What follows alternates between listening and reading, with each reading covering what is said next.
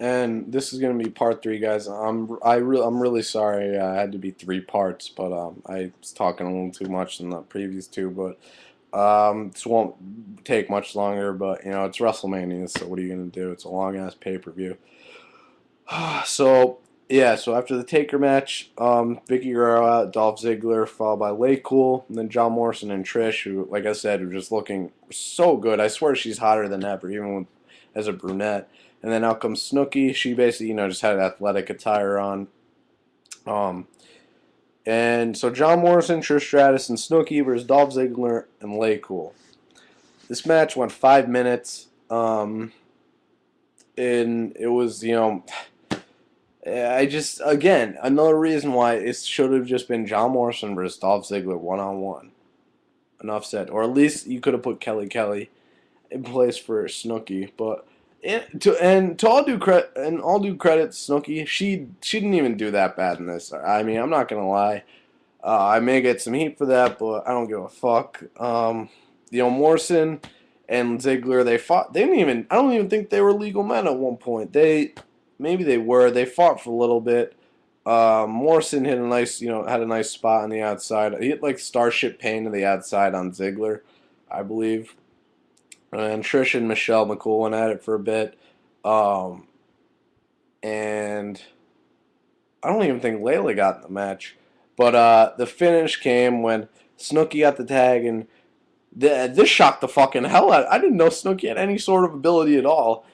She did like two back handsprings into like a butt bump into the corner on Michelle McCool, and then she did like another cartwheel into like a splash, hooks the leg, gets the 1, 2, 3, and your winners are John Morrison, Trish, and Snooki. I give her credit, what the hell. She's tiny as fuck. When she was standing on the outside of the ring, the top rope, I swear, was almost taller than her. Like, she could barely see over it, but again, it doesn't, I give her credit, but again, I would have much rather seen, more John Morrison and Ziggler.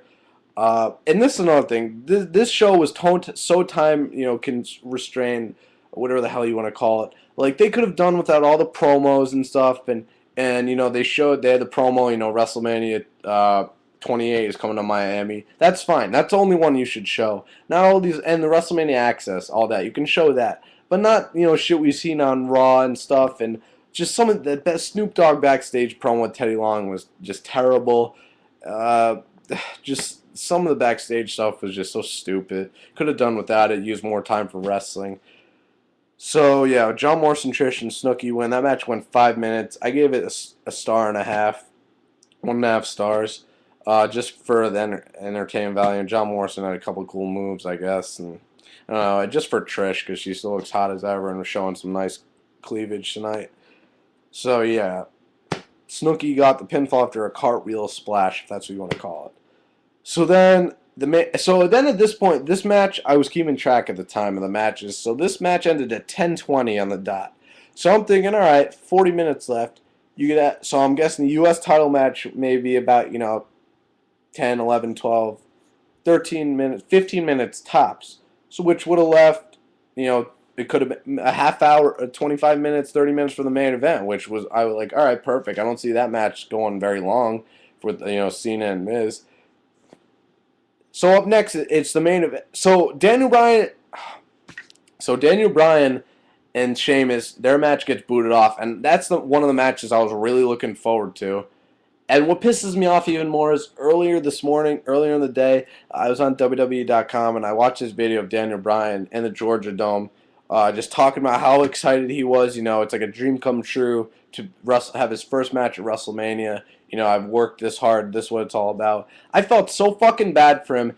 And then in the end, his match gets booted off. And Sheamus, too. It's only his second WrestleMania, and he's coming in as United States champion. That's a big fucking deal to a lot of guys. Wow. I mean, that shit really fucking pissed me off. I wonder if that was a dark match. I doubt it, because I heard they were going to have a Battle Royal as a dark match, but maybe this match will be on Raw tomorrow. I don't know. All I know is that's fucking bullshit, man. You could have done without the 8-man tag. That was an absolute joke, and you could have put this match in place. I don't understand that. It really fucking irritated me, because I was looking forward to Sheamus versus Daniel Bryan. Like it just shows, and especially with now WWE, Vince is trying to officially get rid of the term wrestling from the company's name, so it's just referring to it as WWE. Like basically, it's just like KFC. They don't call themselves Kentucky Fried Chicken anymore, and so now it's just KFC, and now it's just WWE. No more World Wrestling Entertainment. It's just all about the money to Vince. Like it's fine. Obviously, he obviously is a billionaire, likes to get paid. But come on, man, you got to give us the bigger show of the year. You got to give us a bigger fucking show than this. Come on. I mean, I was like Sheamus and Daniel Bryan. I was expecting like at least a 3.5-star match from those two. But that's what happens. You cut out all those backstage segments. That probably saves up 30, 40 minutes. Could have had that match. So, yeah.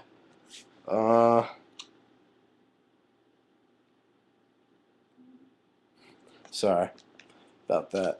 So yeah. So then up next, they show this, what I thought was really fucking cool, this epic promo. They showed The Miz. You could tell it was him, but you only saw the back of him. He was in it looked like one of the trucks, like WWE production trucks with all the screens. And it showed The Rock and Stone Cold in his prime, like Stone Cold versus HBK at like WrestleMania 14 or 15, I believe it was. Just stuff during the 90s like we grew up with and stuff and whatnot. And, and then this song came, like Don't Hate Me Now or You Can Hate Me Now by Nas. I know it was by him. It was either like You Can Hate Me Now or Don't Hate Me Now. I forget what it was called, but it was a perfect song to fit Miz because everyone hates on him, saying you don't deserve this or whatever. And they showed a bunch of clips like fans in the crowd with signs like "You're awful," like "Go back to the real world" and stuff like that. And they showed clips of Miz on the real world and shit. It was really fucking cool, man. Like nostalgia, big time. Really fucking cool, just to show how far the Miz has come, and it all led up to his entrance, and it had the word "awesome" was on the stage in big letters, like big fucking blow up letters in white letters, blow up letters. And Miz came out just busted through those with Alex Riley. He had, his trench coat on. And, yeah, it was a fucking cool entrance, man. So Miz out first with Alex Riley. And then out next, John Cena, of course. First of all, I love how the champion's supposed to come out last. But I guess since it's John Cena, he has to be last and outdo everyone. So his entrance starts with just a gospel, like this. I guess it was the whole gospel from it. Every gospel from Atlanta. Just singing up on the stage, both sides, like 20 members on each side. And then they show a video package someone talking about never giving up, and the whole Cena motto, never give up. I've worked really hard and all that shit. Some cool clips, I admit, but just not into it. And they showed his child, pictures of him when he was a kid. So then his music hits. Now comes Cena, to which I expected in new attire. He has a red shirt now. I swear his purple shirt was like better, but he came out he has a red shirt on, red armbands, red hat. So he came out and runs down to the ring like he always does at WrestleMania. So The Miz versus John Cena for the WWE title. This match started at 10:35, so I was like, all right, cool. And I was looking forward to the ending because Rock was going to get involved. So the match ends. It was going well. Miz hit skull crushing finale. JR called this with King. He called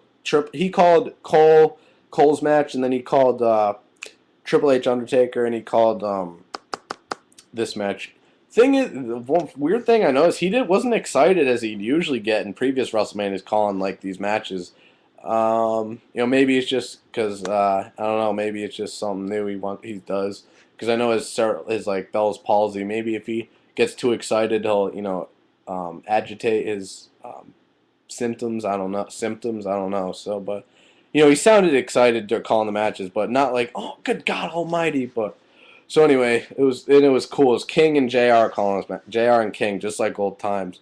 So the Miz versus John Cena for the WWE title. The match, and Miz during the match hits a skull crushing finale after he undid the top turnbuckle cover. Skull crushing finale gets 2 count, and then Cena during the match hits an FU. Alex Riley provided a distraction. He hit Cena in the head with a briefcase, and then Miz tries to do it, but hits Riley instead, so knocks him off the apron. And Cena hits the FU, and I'm like, you gotta be fucking kidding me. This is the match right here. 1-2, Miz kicked out, and I was marking out. I was like, fuck yeah, Miz. Like, that's what I'm talking about. And so Cena clotheslines Miz over the barricade on the outside, and they're both down. Or I may have turned away for a second because Cena was just as hurt, so maybe Miz countered as some sort of move. But they were both down on the outside, like behind next to the timekeeper, behind that barricade. And the ref Mike Chioda in the ring's counting. He's up to 6, and I'm like, these guys aren't even moving. What the fuck?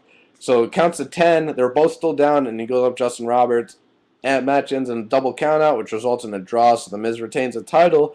But then an email comes in, but then the Rock's music hits, and out he comes, takes off his jacket. He's ready to get down to business. And then an email comes in, and the Rock starts reading it, and he sees it says, "I think," and then he says, "It doesn't matter what you think," and he shuts the laptop and just throws it to the ground. It's fucking hilarious.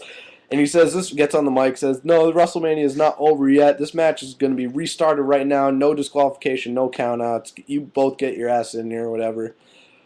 So they both get in the ring, and Miz is on the outside of the ring, and Cena's trying to bring him in, and like Miz hits him or whatever. And then Cena turns around to a rock bottom from The Rock, the great one.